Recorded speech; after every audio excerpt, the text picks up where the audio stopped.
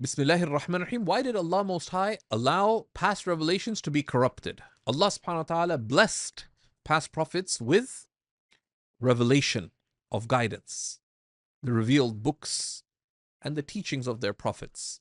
But the people who were the followers of the prophets, who had the duty and responsibility, they were entrusted to preserve that revelation and to make it clear to people and not to hide it, as Allah tells us in the Quran.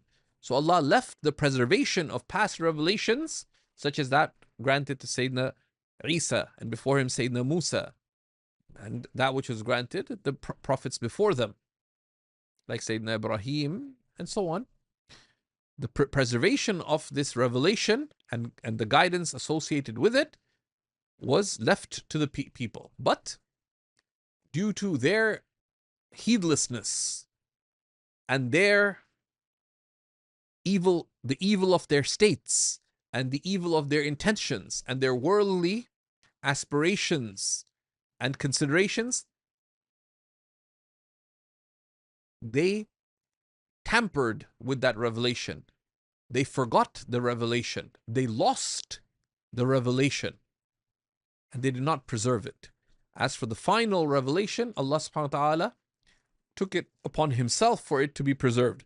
He says subhanahu wa ta'ala, Inna nahnu nazzalna dhikr wa inna lahu lahafidhun. Truly, it is we, says Allah subhanahu wa ta'ala, who have sent down this revelation, this remembrance, and it is we who shall preserve it. So he placed in the hearts of the companions of the Prophet sallallahu alaihi wasallam.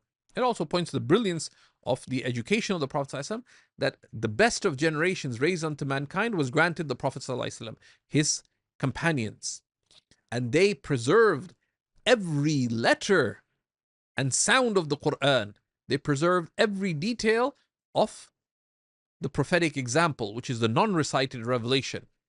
And Allah placed in the hearts of both the scholars and the common people of the ummah the concern to memorize the Quran and to support the scholars who are the inheritors of the Prophet ﷺ. So both the Quran and the Sunnah and the sound understanding of the Quran and the Sunnah are preserved across our ummah until the end of time. The Prophet ﷺ said, لا يزال طائفة من أمتي ظاهرين على الحق لا يضرهم من يخالفهم ولا من يخذلهم حتى يأتي أمر الله وهم على ذلك.